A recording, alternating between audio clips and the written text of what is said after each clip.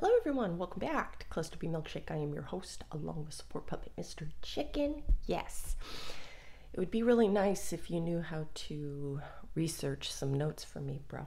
All right, so last night, Mr. Chicken and I were going down the TikTok rabbit hole about the hormone vasopressin, which is the pair bonding hormone in men. I want to talk about neurotransmitters too. I do want to talk about how this is associated with being around narcissistic people and how it messes with your stress and your balance, okay? Now, one thing that I was learning is like, okay, so how do men and women differ when they are falling in love?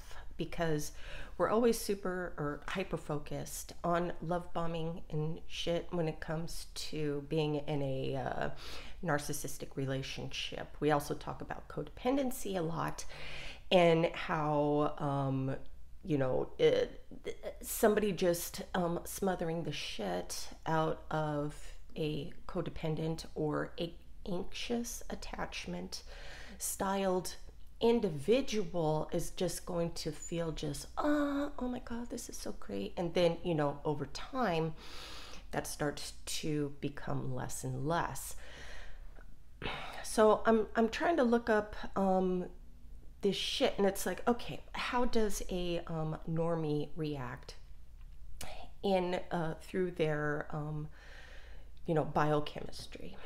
And what I am learning is that when two people get together, a woman is going to have the release of oxytocin and everything after you guys have sex. And with me, that does not happen. So it's got to have to do with the narcissistic way that my brain operates. It has to, because, our brain changes in childhood growing up. And for me, the female, when I don't trust people, I'm always on guard, and I think that blocks my love hormone through oxytocin. Now, reading, through pair bonding and everything, and going over my past relationships and stuff, I can see where, I was detached, where I was not able to pair bond with my past people, and how I wasn't able to sustain that, after the honeymoon stage, right? So one thing they say with men and the vasopressin hormone is they fall in love over time. And over time, they don't fall in love with sex. So women need to stop throwing their vajays at men thinking that they're going to be attached to me because of my magical vagina. No. Men get attached to a partner over time when they are sharing activities with a partner. Some of them are scary activities, which are good stress. Okay. I even read this in Jay Shetty's book, 8 Rules of Love. Accomplishing goals together, problem solving together. Now, men will bring their problems and issues to a woman for stress relief. This is why men are like, you need to be my peace. Don't forget, men, that you bring stress to the relationship too, and putting all of that, the woman needs to be my peace, in a big old fucking blanketed statement that we have to take care of you, or, you know, the woman is shit is bullshit. You have to see the stress that you are bringing into the relationship too. But besides that point, so some things, problem solving, being a teammate with your partner. This is cooking together, goal shopping together. You know, your man likes to, if your man is the type of man that likes to go out to fucking Home Depot and shit and do, you know, projects and everything. A lot of us make fun about, you know, couples doing that crap together, but that's actually bringing you closer together with his love hormone, you know. Solving puzzles together, building something, like I said, together. Now, having anxiety and negative stress, that is going to up the estrogen in your boy or in you men. And the more estrogen that you have, the less vasopressin that you're going to have. And this is going to cause you to have depression, anxiety, irritability, tiredness, sleeplessness, and mood swings. This is what's going to happen to you when you have somebody who is causing lots of stress and anxiety in your life. And this is what's going to cause you to not want to bond in a positive way with your partner. Now, one thing that is messing with me a little bit is that the same section of the brain that processes pleasure also processes pain. So here I am talking about, okay, bonding through good stress and problem solving with your partner, but you're also attached to your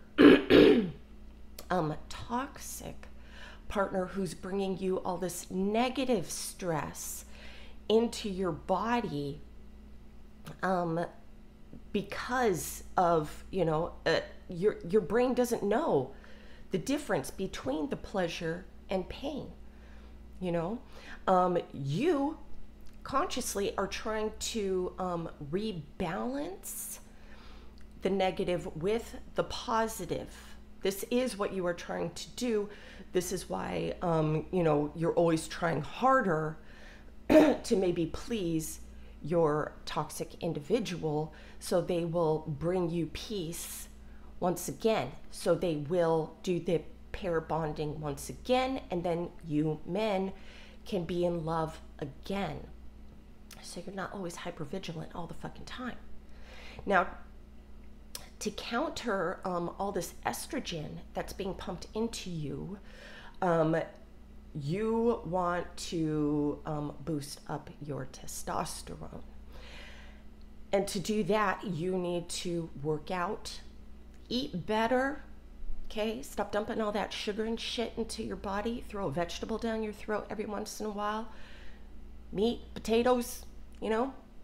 Get the healthy, complex carbohydrates all up in your ass. Reduce the amount of liquor that you're drinking, because that's going to make you fucking depressed as shit. You want to reduce your stress by, you know, I already said working out, but meditating to reduce your brain stress. Sex is going to reduce your stress too. So if your person doesn't like all of your mood changes and shit, be like, well, I need to go balls deep, man. I need to get my sex on. We need to fuck so I can become back into balance. Now, a toxic person or a toxic codependent is going to be like, well, what are you doing for me? What are you doing for me? I do all this for you. What are you doing for me? This is where you guys need to shut the fuck up and really start thinking about if you want to be in this relationship, you kind of need to help each other out. Okay? Fuck your boys. All right? Vitamin D, getting sun. Morning sun is very important to balance out your inner clock so you can sleep better at night. You need to sleep well. You need to sleep well. And if you guys are having fucked up sleep, snoring a lot, you could be having something really wrong with your sleep pattern where you're going to need to get one of those breathing machines for nighttime. You could be not breathing in the middle of the night. Okay, so really look into that as well. Sleep is so important when relieving stress. Okay. Yes. So, some of you guys tell me, you like to be, or, you know, it's documented that men want to problem solve. And this is why some of you dudes, like the damsel in distress. You do not like the independent woman, the fully independent woman. You do want to take care of this woman's problems. And this is why a lot of you get attached with a toxic, what you like to call covert narcissist, the covert, the borderline chick who's always in some sort of mental distress, something, you know, the sky is always fucking falling and shit.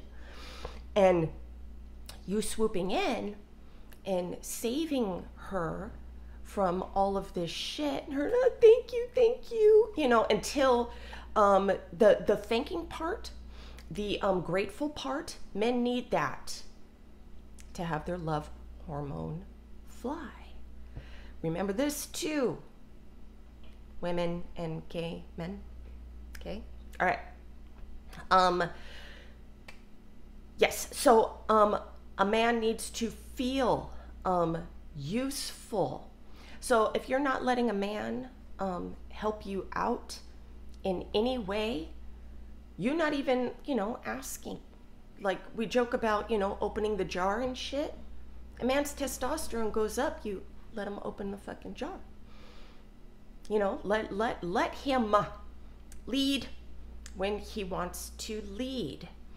I think that, you know, you start breaking apart also when the man isn't doing these things, these leading things, and you feel like that you do have to be more independent and do more. Pay attention to this process, because when a man is pulling away, and sometimes he does need space for himself, that causes automatically for the woman to come forward and do too much. Like I said, his vasopressin is going to go down. Vasopressin. I'm just fucking it up, but you know me. Okay. So that's going to go down, and he's not going to bond with you. Okay? So be, emotionally available when the dude wants, the emotional availability. But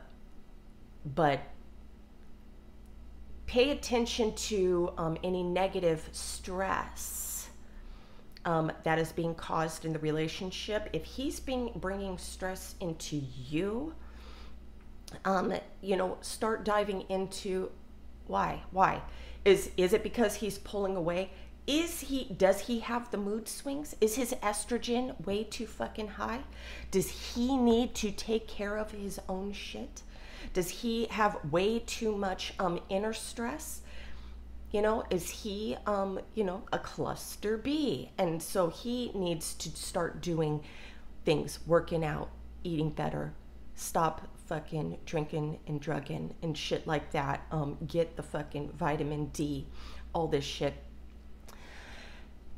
I have also read that people that when you don't fuck so fast in the beginning of a relationship and you are boosting that vasopressin in your boys, the pair bonding before the fuck, they are going to, not only are you more valuable as a, you know, partner, you are building the bond, the pair bonding, okay? When you're not throwing your vajay, or, you know, if you're gay, whatever, you know, right away. Because their testosterone and vasopressin is going down. Okay, they're not like women to where they're going to be, oh, I'm so in love with you, magical pussy. No, it doesn't work that way. You know, and I went back over my past relationships, and I noticed that, you know, that's what I was doing. There was a lot of pair bonding with my partner before having sex with them. Me being a narcissistic person, I do need fuck tons of information from my people. So even with my very last relationship, there was a lot of talking, communicating, getting to know my person, asking him questions, making him feel that I give a shit before we had sex. And the first time that we did meet, you know, in person, we did have sex that day. And I saw him the next day too, but I had started my period. So there was no sex the second day. And he knew this though, and he still wanted to be with me in my space. And then because it was long distance, you know, I had to drive an hour and a half, that we were separated for a whole week before, you know, being together again, which, you know, was probably on my period again. I actually think that I got a cold sore too. So not only couldn't I have sex, I couldn't make out with him either. And we ended up only holding each other and still getting to know each other, okay? I really think that this is important for you guys to research as well, so you can understand what you both need to either come back together again, fix your hormones within yourselves, so you don't feel depressed and anxious and irritable, you know, in your relationship, or even if you broke up. Now that's another thing. When you break up, you're still left with all this negative stress, okay? It's fucking with your hormones. You really need to research how to rebalance your hormones. And fuck, I might make a video on that too, because, you know, I want to know how to fix ourselves, you know, do better for ourselves and be better partners.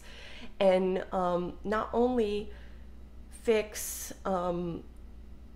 myself, but for you who get into relationships with us, not only to protect your brain from getting into relationships with unaware, toxic individuals, but because of all of this exposure, you know, people with narcissistic personality traits are waking up to the problem that they're having. And I want you guys to be able to also want to fix what you can. Fix what you can, you know, with your partners. You have to, a narcissistic person does have to have a receptive partner. We have to. We can't be having the, you know, finger pointing at us 24/7. You're broken, you're broken, you're broken. Fix yourself, and then I'll be happy. You know, no, it doesn't work. You have to pair bond. Let's get through this goal together daily, you know? How awesome is that? I'm excited. Okay, so one last thing I want to leave you guys with that I also looked up, that our thoughts can trigger oxytocin and dopamine, the good feelings. So when you are ruminating about your ex, you are actually causing your body to fall back in love with your ex. This is what's sabotaging your progress. This is when I'll have you guys call me back up to talk you off the ledge. Now, I love that. I don't want to stop, my repeat callers and everything, but this is what's fucking you up. And you call me, and I'm reminding you what you went through. You can't forget how the relationship ended, okay? Because an unaware, toxic individual, or even somebody who knows that they're toxic, but they don't know how to fix what's inside of them. So they're playing the inner pity party. Where the fuck was I going with that? You're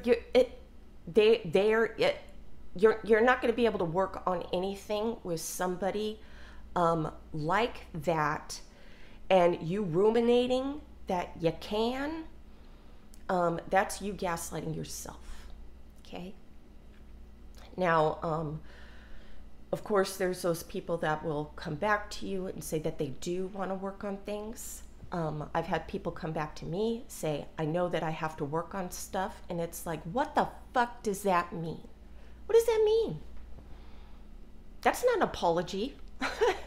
That's not an apology. You have to know what you did wrong. You can't fix what you don't know that you did wrong. And one thing that you need to do, and doctors have said this, therapists, you have to expose yourself to your partner about where you fucked up. You have to expose that to your partner and take responsibility for that. That means this is something that you do want to work on. And that is a huge step, because we don't like feeling weak, And please, my toxic lovelies, when you do expose something to a partner, this is like we're saying, I trust you not to hurt me after I say this. If your partner isn't hurting you, because of our defense mechanisms, try not to hurt your partner, because now you feel weak that you expose this to your partner. I really believe that a lot of our partners that we had, that we discard, would have been really good partners for us if we both had the tools. So everyone who has been in a relationship with a cluster B, please don't beat yourself up with, when I say things like, we hate you. It's not, please don't take that to heart as in I hate or we hate, the whole fucking enchilada of who you are, It's the behaviors that both of us are becoming defensive towards each other. And it's because of all these different neurotransmitter and hormone imbalances that we are causing ourselves and mirroring to each other too, you know, there's a lot involved. Okay. So, you know, when I'm like saying that my partner doesn't like me, you know, because this is what I'm talking about. You know, these are the things that I'm talking about. No relationship is easy, people, and nobody's perfect.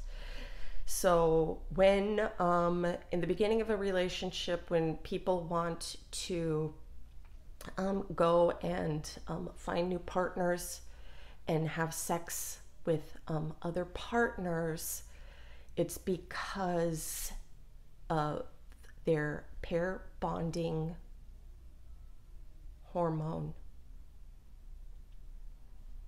is gone. It's down. Okay? So research that shit. And if you guys have ever researched this before, let me know, man. Some links and shit. This is really interesting stuff. If you find this interesting, go on TikTok and look up fucking vasopressin. It's awesome. All these videos on this shit. It's very interesting. It's very interesting. And I have experienced, you know, all of these things. So yeah. Anyways, I hope that was helpful. Have a great day. Namaste.